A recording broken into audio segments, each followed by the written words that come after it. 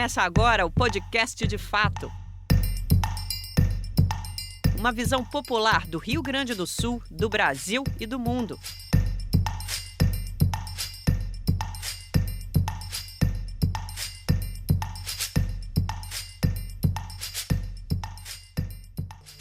Estamos entrando no ar com mais um podcast de fato. Uma parceria do Brasil de Fato RS com o Sindicato dos Bancários de Porto Alegre e região. Gravado no Estúdio Hall, diretamente do Centro Histórico de Porto Alegre. Eu sou Kátia Marco e comigo, no comando do programa, Ayrton Centeno. Salve, Kátia!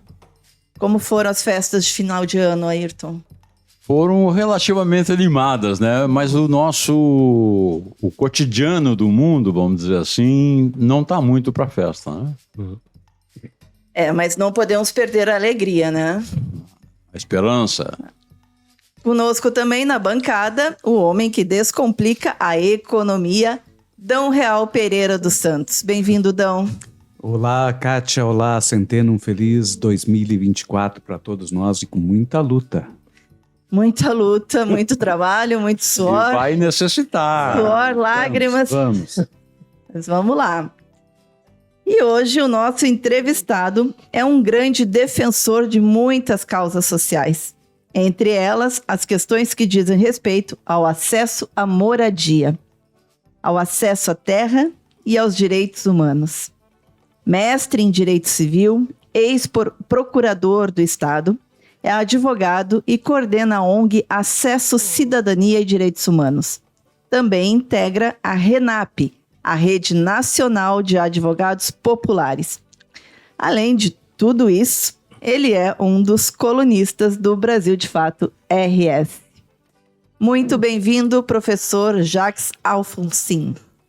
Gente, eu estou muito honrado e agradecido pelo convite que vocês fizeram. Estou aqui também à disposição para o que vocês quiserem perguntar. Eu gostei muito do modelo do programa, que é assim tão informal, e fico à disposição.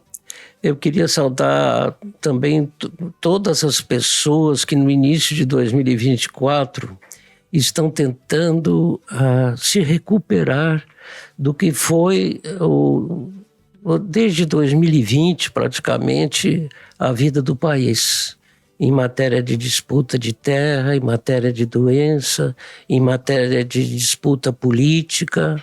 Podemos discutir sobre tudo isso. Aquilo que eu não souber responder, vou dizer que não sei. Acho difícil, né, Centeno, ele não saber. O Jacques sabe de tudo. Ele tem vários campos de atuação. Ele é um cara dos 7 instrumentos, então. E uma coisa que ele não falou, e que eu vou falar agora, o Jacques também é conhecido por ser um grande igrejeiro. Ele é um homem da linha de frente da igreja, das batalhas da teologia da libertação e tudo mais. Bom, vou começar perguntando para o Jacques, não sobre direito à moradia, sobre direito à terra e outras atribuições do Jacques ao longo da sua carreira de advogado de defesa das causas populares. Eu vou falar com o Jacques igrejeiro. O Jacques é um homem da linha de frente, né, da luta social, da teologia da libertação, né? Então, recentemente, houve uma manifestação do padre Júlio Lancelotti, que o Brasil inteiro conhece, né, por sua defesa da população de rua, que eu achei muito interessante. Perguntado no programa do ICL, perguntado pelo Chico Pinheiro, ele responde sobre Natal, ainda, Natal que, aliás, agora, hoje, dia 6 de janeiro, é onde se comemorava o Dia de Reis. Portanto, ainda temos, digamos assim, os eflúvios do Natal. Sim. Pois bem, então, o padre Júlio dizia o seguinte, que Jesus Cristo não estaria nessas luzinhas todas que ele vê pela cidade na época do Natal. Ele disse que Jesus retornaria na Cracolândia. O que o senhor poderia dizer sobre isso? Que pergunta oportuna. primeiro lugar, eu tenho que fazer uma pequena correção. Eu não sou coordenador da Acesso Cidadania e Direitos Humanos. É a doutora Claudete Simas. Eu faço parte do Conselho Consultivo só. Mas essa pergunta do Ayrton me dá uma chance assim de mostrar como é atual a realidade do aniversariante que se comemora no Natal, né? E que é tão pouco lembrado. O Papai Noel praticamente empolga de tal forma que a criança recém-nascida não é muito considerada, né? E eu vou relembrar um fato da minha atividade profissional que está muito na linha do que o padre Lancelotti falou. É uma historinha pequena, não vou ocupar muito vocês. No fim da década de 70, início da década de 80, um irmão marista, Antônio Sequim, tinha sido meu professor eu fui interno no Colégio Rosário e ele tinha sido meu professor lá e me conhecia como advogado, procurador do Estado e tal. E me pediu para estar presente numa reunião que estava preparando uma ocupação de 42 hectares em Canoas. Hoje, Vila União dos Operários, um bairro quase inteiro lá, e que servia de corrida de cavalos na época, uma mudança qualitativa extraordinária, se trocaram a corrida de cavalos por moradia, né? Mas o que aconteceu nessa reunião?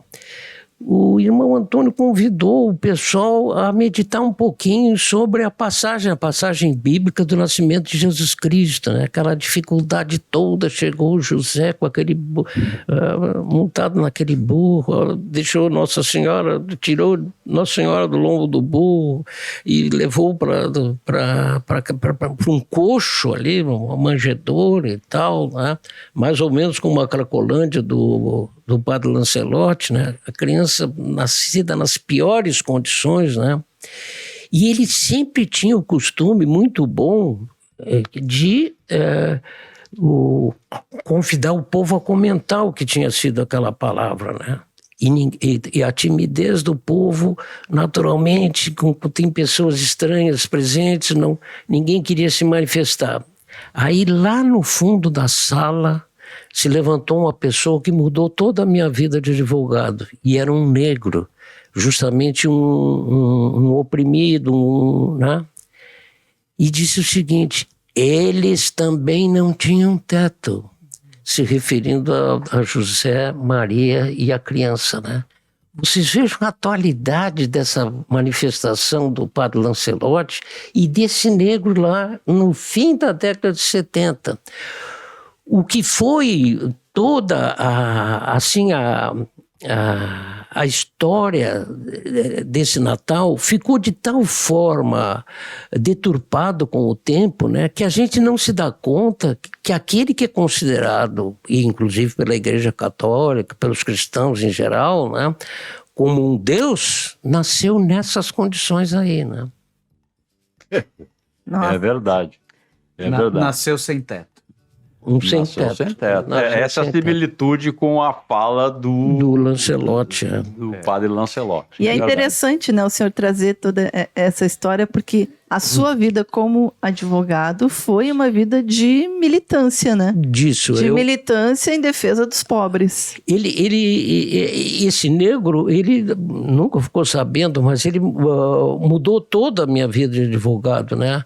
Porque eu comecei a ver o quanto a lei é que tinha obrigado José e Maria, ela grávida, para ir lá, porque um recenseamento, o Império Romano queria saber sobre quanta gente mandava, né? Esse poder político, né? Então, enquanto a lei, ela mesma, né, é responsável pela opressão do povo. Isso me inspirou pro resto da vida, sabe? Na época era o Império Romano, hoje é outro império. Também é um império. Também. Exatamente. É.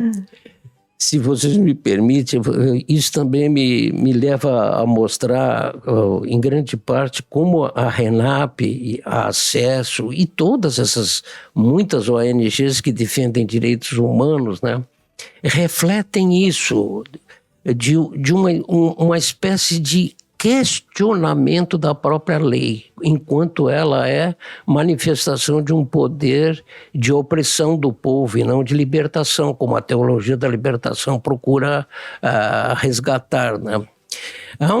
Morreu agora, acho que é questão de meses, o Franz Rinkelmann, é um pensador que conviveu com Oscar Romero na reação contra a ditadura de El Salvador, né? E conviveu com João Sobrino, outros teólogos da libertação, e um homem que escreveu um livro extraordinariamente provocativo, A Maldição que Pesa sobre a Lei. E ele explora um pensamento do Marx, imagina, que ele atribui inspirado por São Paulo. Mistura tudo. Porque nas epístolas aos Romanos e aos Gálatas, que São Paulo escreveu, ele ataca de frente, desde a elaboração de quem é que elabora as leis, desde do seu período de vigência até os seus trágicos efeitos, né? Como acontece, por exemplo, quando há uma reintegração de posse de gente que não teve como se colocar em outro lugar, senão naquele onde se colocou, né?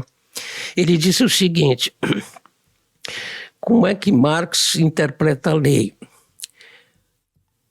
Alguém quer refletir a realidade. Como é que a lei contempla a realidade? Ela contempla como um espelho. A lei quer ser um espelho da realidade, né?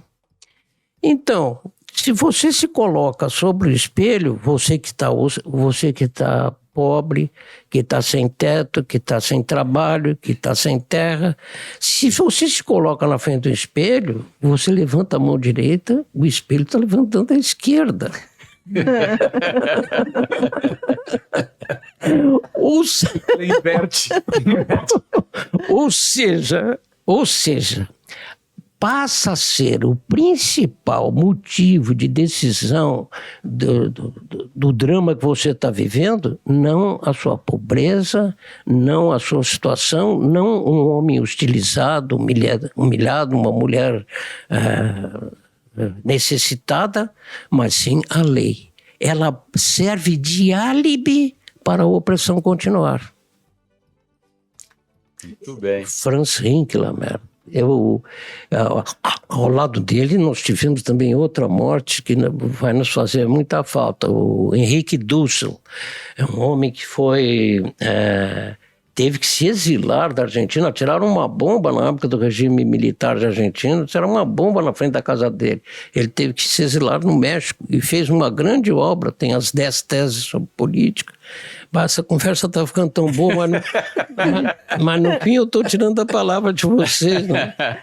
Não está tirando, não. A gente vai te interromper quando a gente achar necessário. Eu queria te perguntar o seguinte, já que estamos nesse embalo, digamos, de reflexões sobre a vida, a tua vida, no caso, eu queria que tu tentasse lembrar qual foi nessa frente de batalha da defesa do sem-teto e da defesa do sem-terra, qual foi o momento da tua vida que tu acha mais marcante, mais comovente para ti? Quando houve o julgamento da ação dessa reintegração de posse de Canoas, nós perdemos no tribunal, nós tínhamos conseguido uma coisa rara nas ações possessórias, nós tínhamos conseguido eliminar a liminar. Os proprietários daquela área não conseguiram... Quem eram os proprietários? Era um condomínio, donos do tal Prado de Cavalos esses, né? Eu sempre evito de citar nomes de pessoas ausentes que não estão aqui para se defender, mas até hoje eles devem chorar o nosso trabalho que fizemos lá, né? Mas eu acho que foi uma solução muito boa para o povo. Então, quando houve o julgamento, nós perdemos por 2-1 na Câmara. E, novamente, recordando o Natal, o voto vencido naquela oportunidade, esse eu posso citar, foi de um desembargador, Antônio Augusto Fernandes. Era um homem já de bastante idade e tal, e disse assim, olha gente, ele foi bem informal, assim, os 2 votos já eram contrários a nós ia ser expulso de lá, né? Olha gente, eu até em respeito ao espírito natalino, eu não estou muito convencido que você tem que sair de lá, ainda mais numa época como essa, vamos discutir melhor isso e tal, né? E esse voto serviu de base para um recurso que o povo tinha, que aí reúne as 3 câmaras, cada câmara tem 3 desembargadores, né? O Ayrton me perguntou o que mais me marcou. Eu, durante a sustentação oral, não me contive, como não estou me contendo agora, né?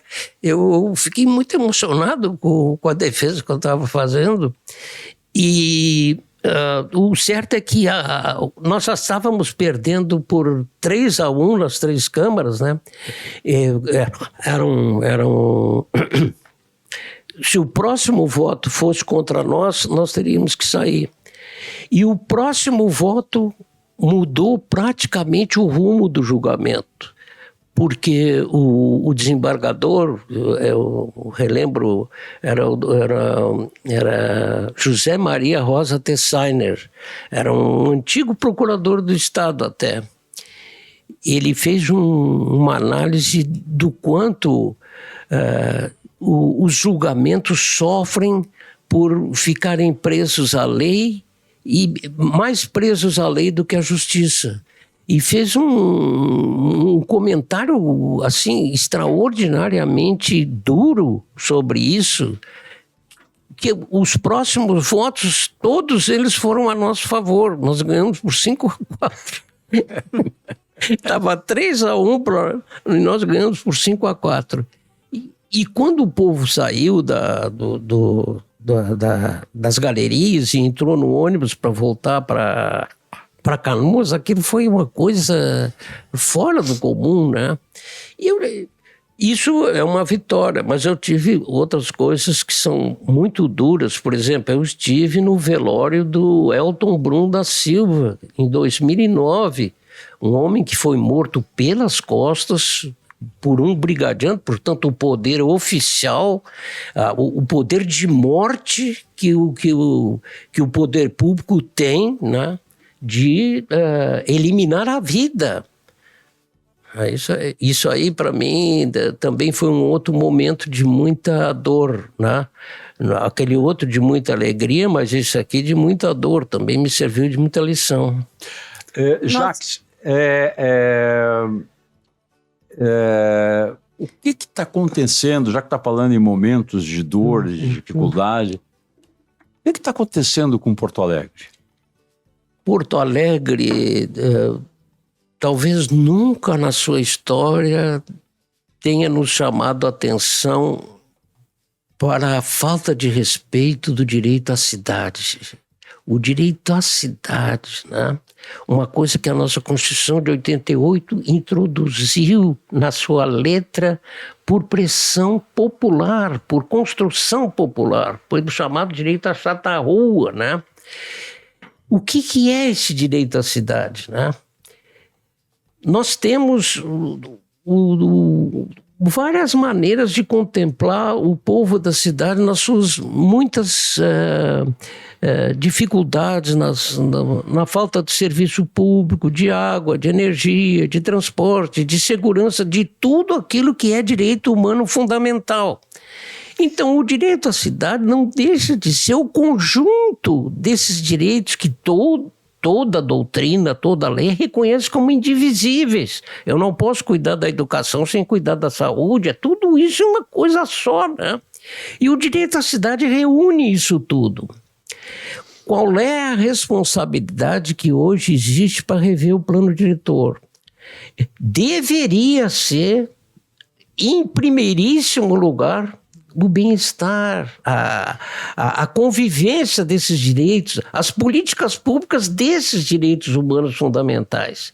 E de quem é a responsabilidade pelo caos que a cidade tem e que provoca a necessidade do plano diretor.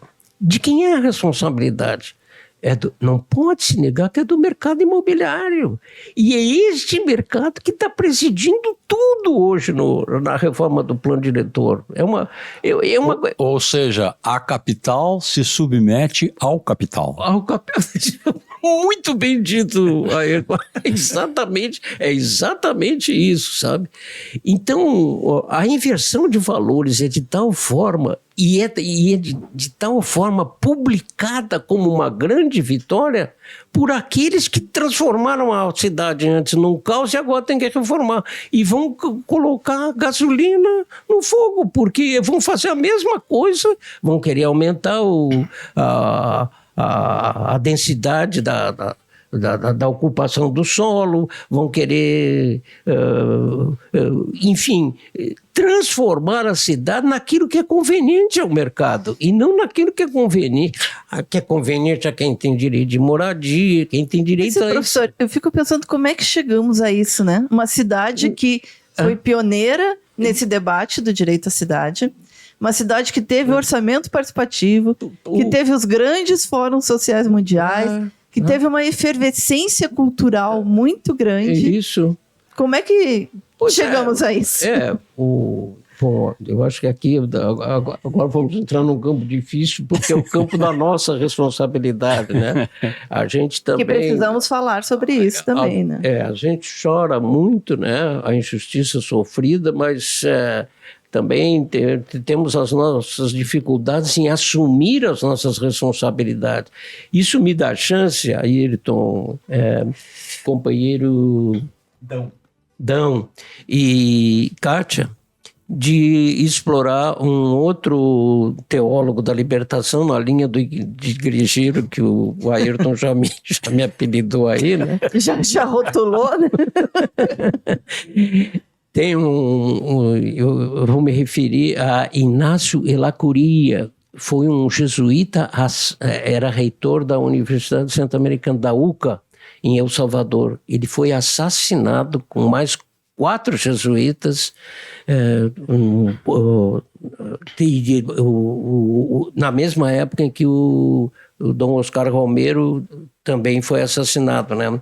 Era um grupo de teólogos que estudava a guerrilha, como enfrentar o regime opressor de então.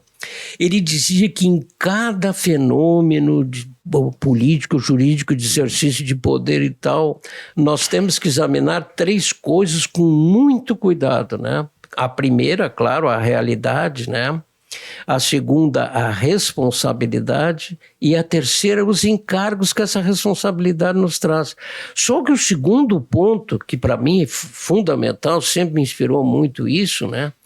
É de responsabilizar-se pela realidade. Ou seja, nós somos responsáveis por isso, que também, na medida em que o caos se estabelece, nós temos que pensar o que nós estamos fazendo para eliminar esse caos, né? Porque, às vezes, uma liderança sobe em cima de um tamborete muito entusiasmado, né? E faz um verdadeiro libelo contra a injustiça social, mas não aponta, não há na história dessa pessoa um gesto sequer de enfrentamento disso, ou uma proposta concreta de... A falta de proposta de uma situação de caos desmoraliza a proposta, né? A gente tem que... Isso sempre, esse acesso que agora é coordenada, por sinal, a coordenadora da nossa entidade foi premiada pelo CAU, agora o Conselho de Arquitetura e Urbanismo, junto com uma colega de vocês, Lidiane Blanco, que escreveu Os Donos da Cidade.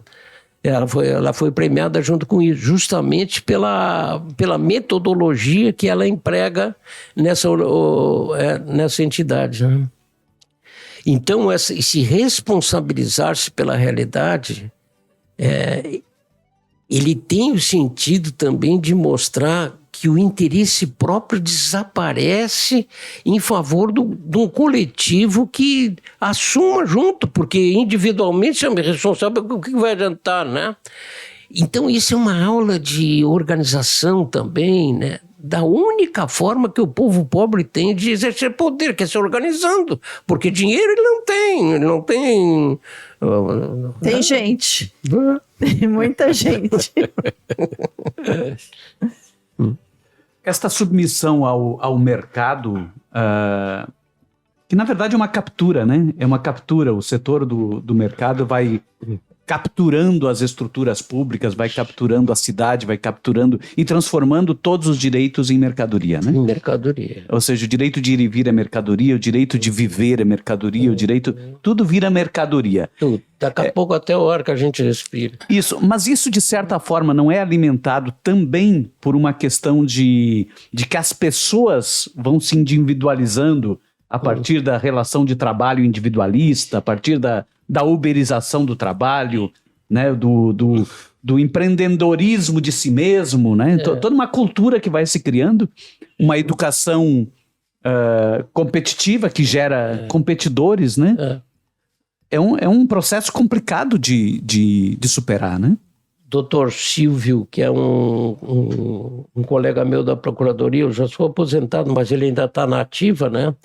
Ele tem uma média, ele me contou ontem, uma média de 76 audiências na Justiça do Trabalho por semana, em que o Estado é réu por ter terceirizado. O Estado entrou, aproveitou a terceirização para fazer exatamente o que você aponta como uma das causas da injustiça social, né? Isso ele tem. Agora você imagina o número das outras reclamatórias, né? Então, no campo do direito do trabalho, essa expressão do Papa,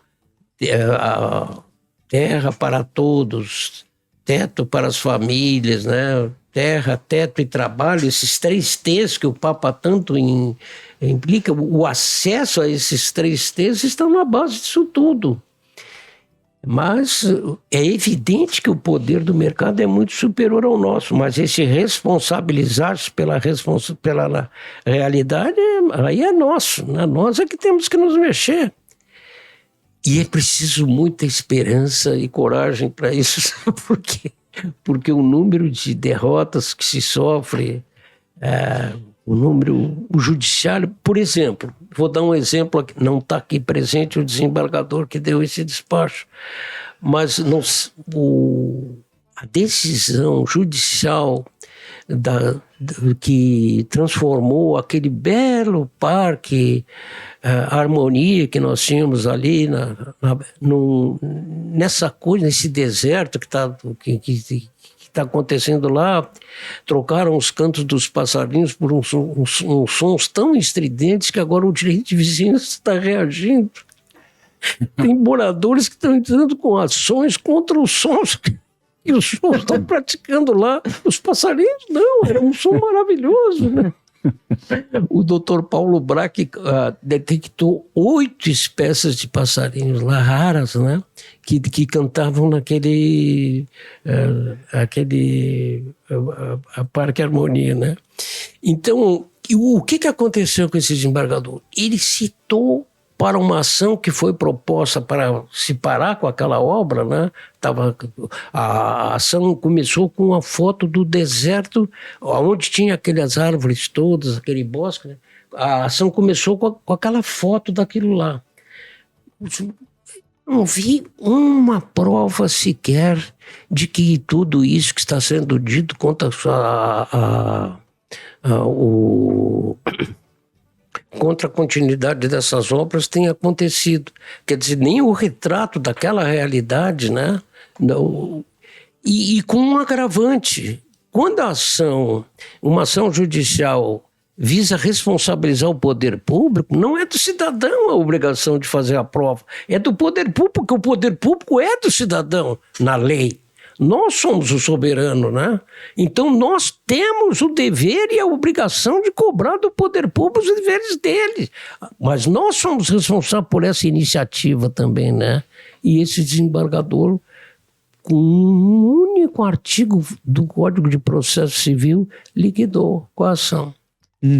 Eu lembro de um movimento que a gente teve, professor, em Porto Alegre, que foi o Morro é Nosso, ali sim. contra a venda do Morro Santa Teresa, que enfim, a gente teve Isso aí. acesso, inclusive teve uma grande atuação ali, e que foi isso, né? Foi a organização do povo Sim. que impediu a venda do Morro Santa Teresa para... era uma grande... não me lembro qual era a empreendedora. Sim, isso aí... Porque, para mim, essa história ela é muito...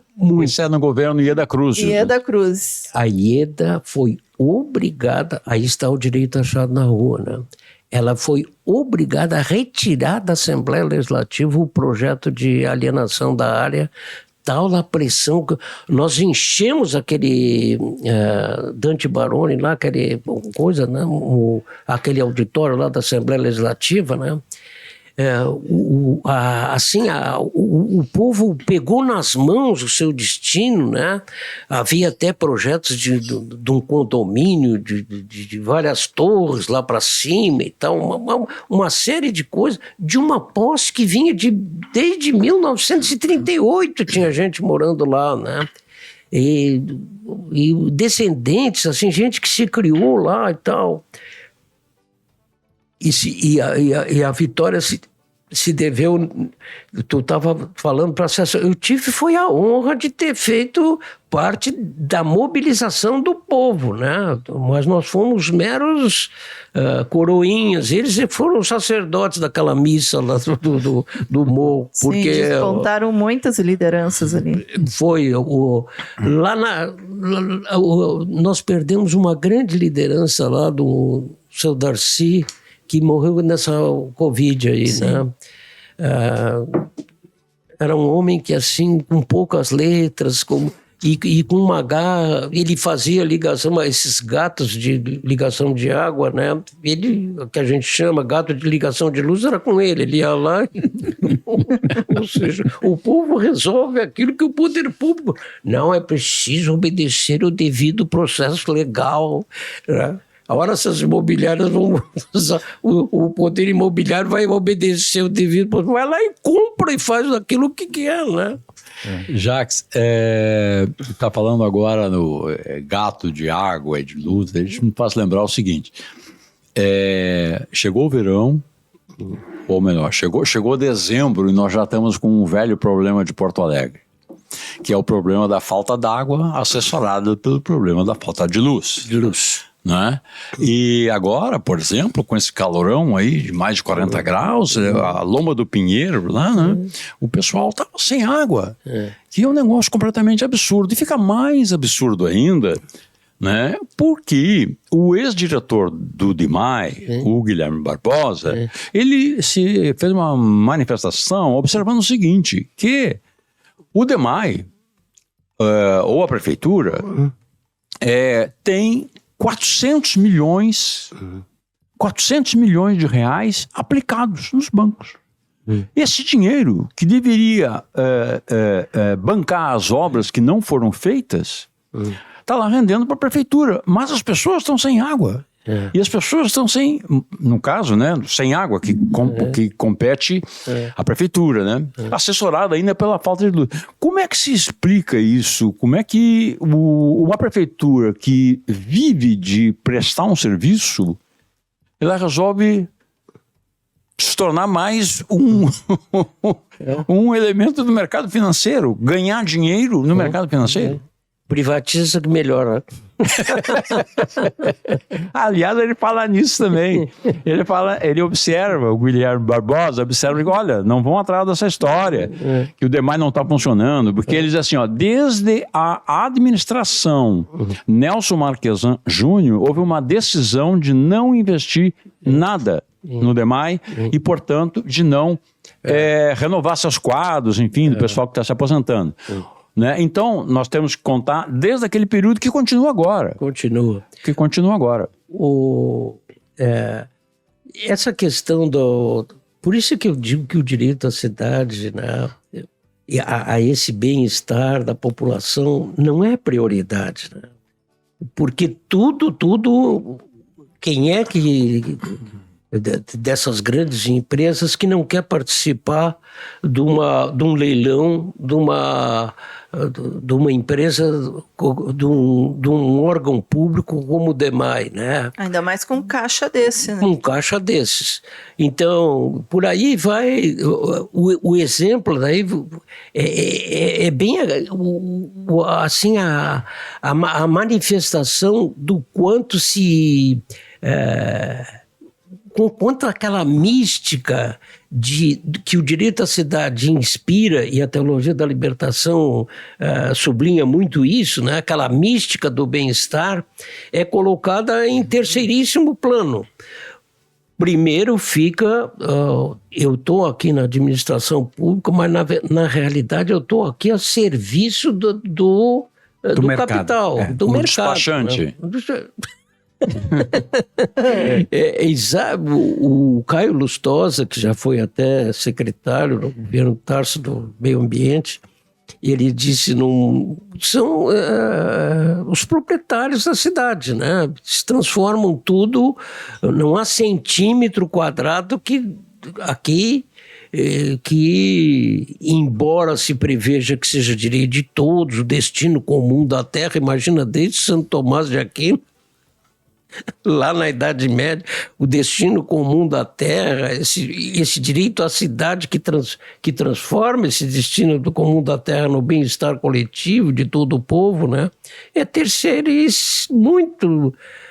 é insignificante. E houve uma publicação na Zero Hora, um tempo atrás, de um defensor desse novo empreendedorismo, né?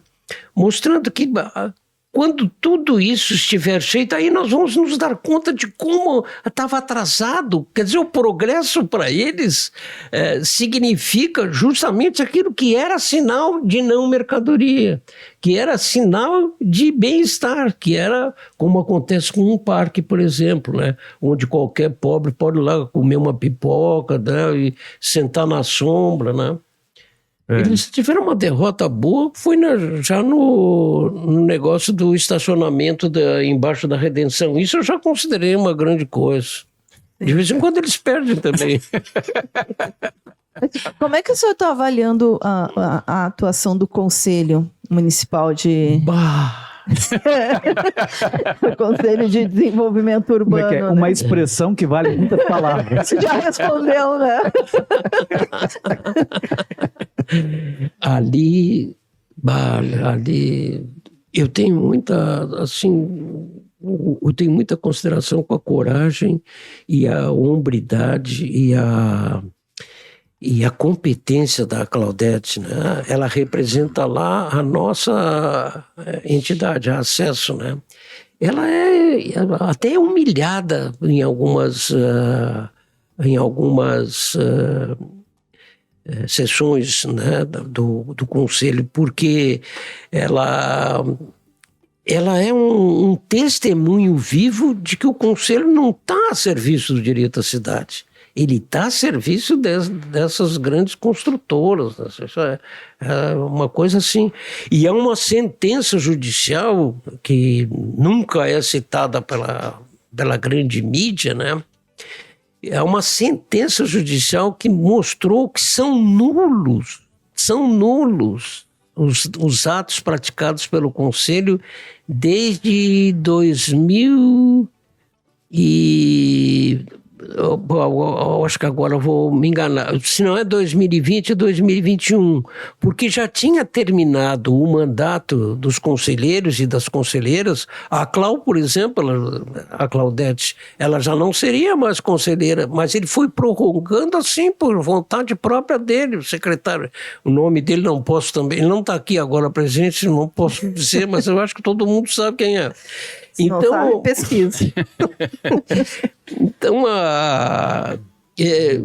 ali, essa sentença, né, mostra como a manipulação, esse é o termo, né, é feita dentro do conselho pela bancada do conselho que faz parte do empresariado e pela bancada que faz parte do poder público. A minoria, que é o Instituto dos Arquitetos, no nosso instituto, o acesso, a antiga representante da URGS ficou tão escandalizada com o que estava aparecendo lá, que caiu fora, saiu, né? Não aguentou aquele ambiente de completa manipulação, né? Então quer dizer, Jacques, que a bancada do mercado e a bancada da prefeitura são o centrão do conselho. São o centrão do conselho, é bem isso aí. Então, nós estamos nas mãos de gente com muito poder de destruir, né? de realmente violar a lei, violar esse direito à cidade é uma coisa completamente alheia. Um conselho que é formado para garantir o direito à cidade, né, é um conselho proibido de aconselhar. Porque, na verdade, ele já tem uma posição firmada de colocar em discussão só aquilo que essa maioria quer e dar andamento aos projetos que ela quer. E por mais que haja divergência, como alguns conselheiros manifestam, né, eles já sabem o resultado final. E a desmoralização dessa última conferência, que eles disseram que foi uma maravilha, o respeito à democracia, até o respeito à democracia era tão grande que saiu um vídeo na internet muito gozado. O prefeito está entrando numa das sessões da conferência e o pessoal foi alcançar para ele uma motosserra porque o prefeito fez aquela espécie de concessão para aquela empresa que ganha pelo número de árvores que corta, né? Mas não, volto a insistir, não adianta, né, a gente chorar, temos que enfrentar essa barra e com muita esperança de mudar isso, mas... O Jacques, a gente perde, né? Mas a gente não perde o humor. Não perde. Tanto é que na faixa de humor já rendeu, por exemplo, um nome a Porto Alegre, sob a atual gestão, de Melnickstão. Sim, o sobrenome do prefeito não é Melo, mas Melnick. É isso aí. Tá dito tudo, né? A gente perde, mas não perde o humor. Não perde. Mas o debate do plano diretor ficou para esse ano, né? 2024, que foi uma conquista na justiça. Também, porque essa sentença mostrou que essa anulação é insanável, né? E a juíza até permitiu que houvesse o que houvesse na conferência, nada de deliberação. Então, vocês sabem como é que saiu as declarações finais? Moções, são moções. O povo teria votado moções, não podia assim, deliberar coisa nenhuma. Eram moções. Eram recomendações só. É isso aí. Não tinha como... Mas esse esvaziamento, né, dos conselhos e dos espaços de participação e de debate faz parte também, né? Sim. Eles só conseguem esse domínio do capital esvaziando os espaços de participação. Sim, tem um... Agora está me falhando a memória. Tem um projeto, aí é mais grave, porque é num Conselho Federal. Tem um projeto de lei de um bolsonarista que quer retirar o poder deliberativo dos conselhos. Por exemplo, nós temos uma representante atual que é uma gaúcha que é presidente do Conselho Nacional de Direitos Humanos, sim, a Marina Derman. uma mulher que, nesse caso lá de Maceió, está fazendo um trabalho extraordinário, praticamente sozinha, né? Advogada também, né? Advogada também. Às vezes a emergência é tal que ela nem é acompanhada da Polícia Federal, porque tem lugares desses onde tem gente disposta a enfrentar quem vai lá contrariar o que está acontecendo com violência, né? Aliás, Jacques, o caso de Maceió, que tu citaste há pouco, ele é um exemplo flagrante do desprezo à cidade e ao cidadão e digamos, o culto ao mercado, né? O Gramado também. Gramado. O professor Rualdo da Menegatti, da URGS, ele mostrou um estudo da declividade com que foram construídos aqueles prédios, né, em cima de um solo vulnerável, como apareceu agora nessa enchente, né?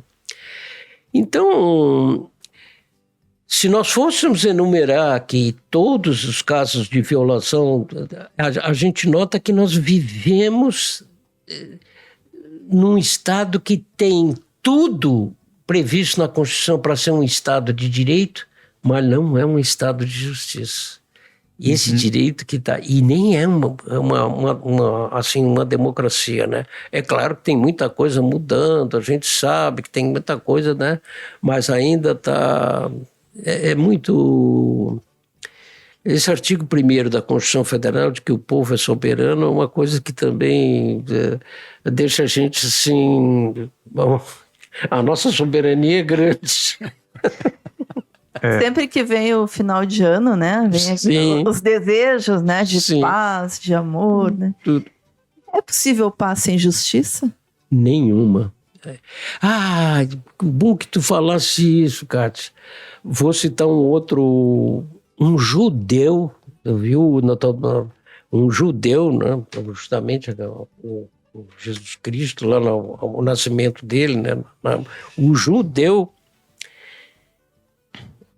Emmanuel Levinas é o nome dele.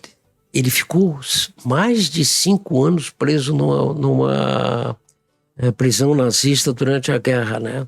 Um homem como esse deveria ter saído de lá com uma sede terrível de vingança, de coisa, né? E este homem diz o seguinte no humanismo, o humanismo do novo homem: você é refém do seu próximo. Imagina que revolução existe atrás disso, né? Ou seja, o seu interesse próprio deve ser precedido pela ética e não pela liberdade. Exatamente, ele acha que toda a modernidade se baseou na liberdade e deu nisso, né? Não se baseou na ética, não se baseou no respeito pelo outro. Nós estávamos comentando antes aqui os desastres do plano diretor. Desapareceu do plano diretor a consciência da alteridade. Quem é esse outro? Quem é essa outra? Quem é essa gente que vai sofrer os efeitos do que está sendo mal feito agora, né? Emmanuel Levinas, a obra dele mereceu, um judeu, mereceu um comentário de mais de 400 páginas do Frei Luiz Carlos Suzinha, esse frei que trabalha aí, um tipo do Lancelotti nosso aqui, trabalha aí em cima no Morro da Maria Degolada, lá da Morro da Conceição, né? O homem messiânico, diz o Frei, e ele examina o pensamento do Emmanuel na linha que tu acabaste de colocar. A alteridade, e do ponto de vista jurídico, nós temos uma outra autora aqui do Rio Grande do Sul também, a doutora Roberta Baggio, escreveu A Justiça Ambiental, na teoria do reconhecimento. Ela prova, né, que um povo oprimido que recebe quase... E ela cita o exemplo do Morro Santa Teresa, que praticamente eles tentaram comprar os moradores com um bônus de 40 mil reais para cada um, né? E quando eles souberam que aquilo lá ia ser um condomínio, o que aquilo criou dentro deles, né? Então esse reconhecimento do outro e da outra como pessoa, como responsabilidade minha, né, de convivência, traduz bem isso que tu acabaste de dizer, né? Jacques, A gente está terminando, tá? isso. Eu vou ser breve e o Jacques tem certeza vai ser breve também. Jacques, nós tivemos nas últimas décadas, nós tivemos 2 papas bastante conservadores. O Papa João Paulo II foi sucedido pelo Papa Bento. Agora nós temos uma espécie de guinada na igreja, mais ou menos lembrando lá o Papa João XXIII, que é o papado do Papa Francisco. Isso. Você acha que essa virada é uma virada para ficar? Digamos, uma abertura da igreja para ficar? Uma conquista dos mais fragilizados, enfim, dentro da igreja? Ou isso muda com a ascensão do próximo Papa?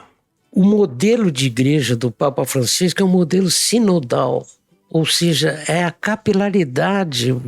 É uma igreja em saída, como ele diz, né? Vão para a rua, saiam da sacristia, vão lá. O Lancelotti é um exemplo frisante disso, né? Esse modelo tem as mesmas dificuldades da defesa dos direitos humanos e desse reconhecimento do outro, da alteridade, né? E dentro da igreja, dentro da primeira sessão do sínodo, a principal oposição foi do clero. O clero não está gostando nada disso. Então, dá muito trabalho, né? Eu não sei se ele vai conseguir, mas eu lamento que ele está doente, eu acho que ele tem pouco tempo pela frente, sabe? E ele já disse que se não puder trabalhar, ele cai fora, faz como o Bento fez, né? O que é uma coisa... O Bento teve essa grandeza de ver que não dava do jeito que estava lá, né? Mas, gente, eu queria aproveitar pelo menos essa parte final para renovar com vocês não só o meu agradecimento, a minha honra estar aqui, como a afirmação que esse tipo de mídia que vocês talvez acham assim, que é isso aqui, é desse instrumental que a gente, dessa fatiazinha de rede social que a gente tem, que nós estamos assumindo a nossa responsabilidade. Um felicíssimo 2024 para todos nós. Muito, muito obrigada, professor Jacques Alfonsin. É sempre muito bom lhe ouvir. E, gente, já ficou aí o convite, então, do professor, né? Eu nem preciso fazer o merchan para você apoiar o Brasil de Fato, né? Então, já, como disse o professor, precisamos realmente desses espaços, né, para fazer essa disputa e divisão de mundo na sociedade. Entra lá em apoia.se/Amigos do Brasil de Fato RS e contribua com o que você puder. Estará nos ajudando muito a continuar fazendo o que nós fazemos, o nosso trabalho. Descomplicando a economia. Bueno, Kátia e professor Jacques, Ayrton. É muito difícil, né? No início de ano a gente querer fazer análise de economia, sobretudo a partir de uma entrevista maravilhosa dessa que tivemos. Mas me lembrou, eu acho que vale a pena a gente fazer pelo menos alguma retrospectiva sobre o que aconteceu no ano passado, né, em termos de economia, em termos de principalmente de política tributária e política fiscal, que é a área onde eu atuo.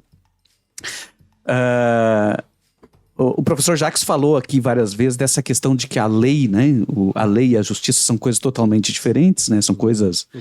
Né, existe o direito, existe a justiça. E eu lembrei que recentemente escutei uma entrevista, não me lembro o nome da pessoa que estava sendo entrevistada, que ela colocou uma definição lá do racismo estrutural, e que o racismo estrutural pode ser classificado como: se tudo for normal, o resultado é racista. Né? E eu acho que se tudo for normal, o resultado é opressão. Por exemplo, a imposição da lei, da estrutura toda montada dentro da normalidade é sim racista, é machista e é opressora. E isso se materializa de forma muito evidente quando a gente pensa assim na evolução da legislação fiscal tributária. Nós temos uma tributação regressiva porque ela é contra os pobres. Os pobres pagam mais. Mas ela é normal. Ela é normal. Só que os pobres pagam mais. E as mulheres pagam mais. E os negros pagam mais. Ou seja, está dentro da normalidade isso. Inverter essa normalidade exige muito esforço, né? Muito esforço.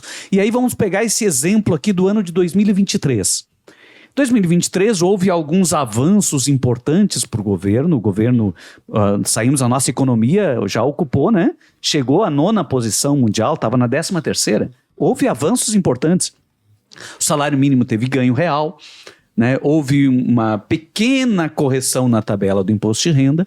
O governo obteve algumas vitórias importantes no Congresso Nacional, né? O projeto de lei que permite a tributação dos investimentos em offshore, ponto positivo, né?